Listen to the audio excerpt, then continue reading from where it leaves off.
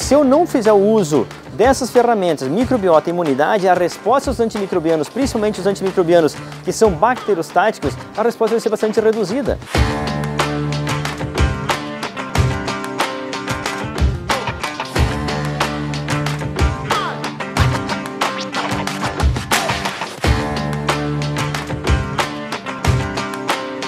Olá, seja muito bem-vindo a mais um Minuto Agro do Presente Rural. Hoje o médico veterinário Everson Zotti vai nos falar sobre o uso racional de medicamentos na suinocultura.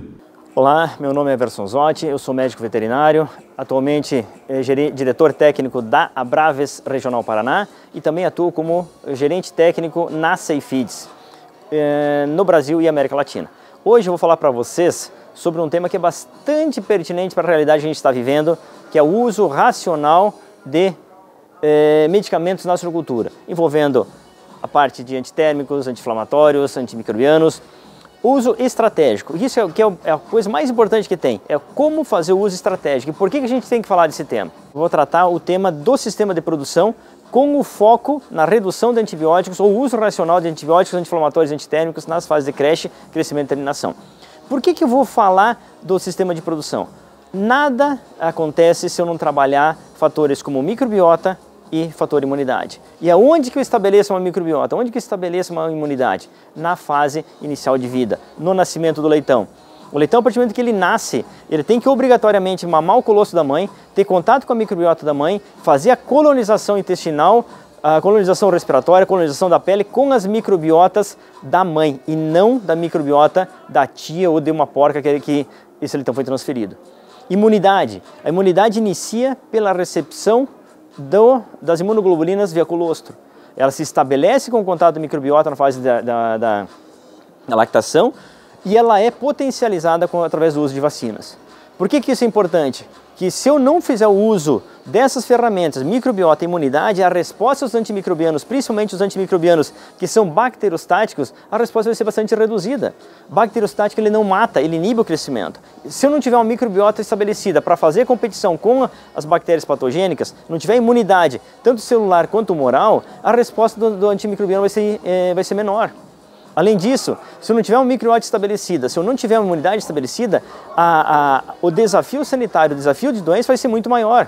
E esses desafios farão com que eu utilize uma maior carga de antimicrobianos, exponha um maior número de bactérias do meio ambiente e, consequentemente, maior resistência antimicrobiana. O Brasil é um grande produtor de suínos. Hoje nós somos o quarto maior produtor de suínos do mundo.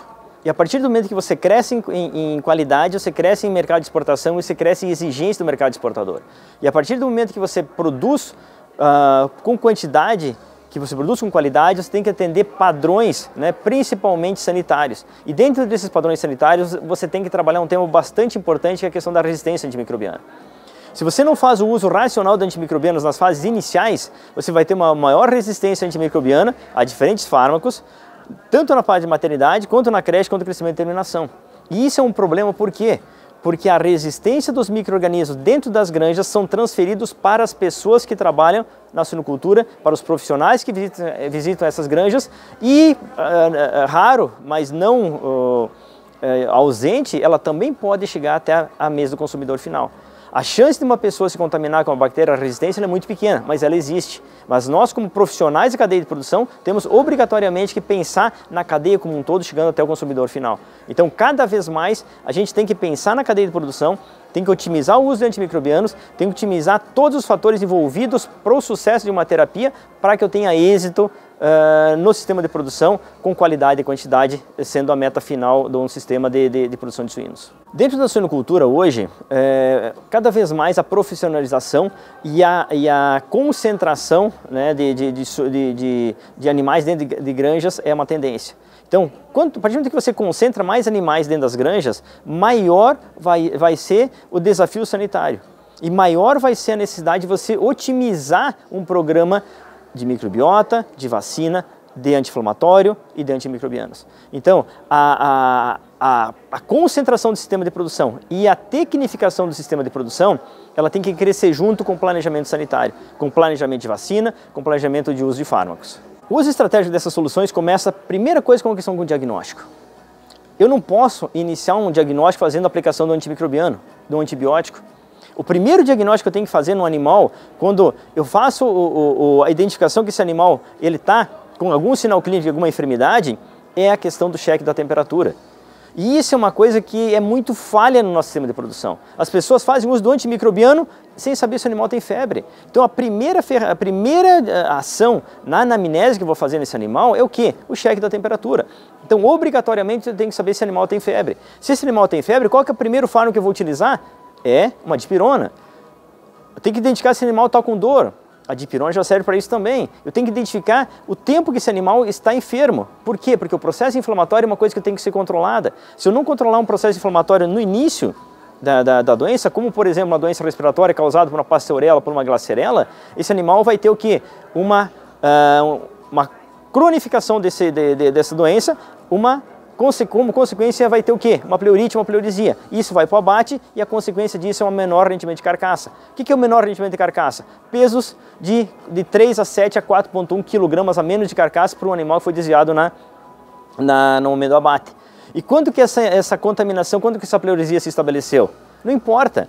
Quanto mais cedo ela se estabelece, por exemplo, numa fase de creche, maior vai ser a perda até o abate. Quanto mais tarde ela se estabelece, mais na fase de crescimento e terminação, menor vai ser a perda. Mas os dados que a gente tem observado hoje em condições de abatedor de campo, em média, crescimento e terminação ele vai perder ao redor de 3 a 3,5 kg de carcaça. Então, qual que é o estratégico? Qual que é a base disso tudo? É o diagnóstico.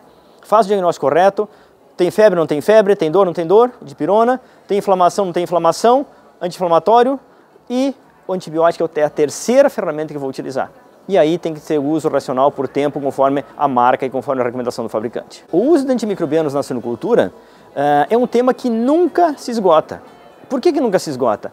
Porque cada vez mais entram profissionais na suinocultura e profissionais que não têm experiência. Então a gente tem que estar lembrando esses conceitos básicos durante todo o tempo. Obrigado ao Presente Rural pela oportunidade de estar comentando sobre um tema extremamente importante para os profissionais que trabalham na suinocultura e para os profissionais que fazem parte, né, dessa grande grupo que é a Abraves, seja Paraná, seja Abraves Nacional, e para essa grande cadeia de produção de suínos que está implantada no Brasil.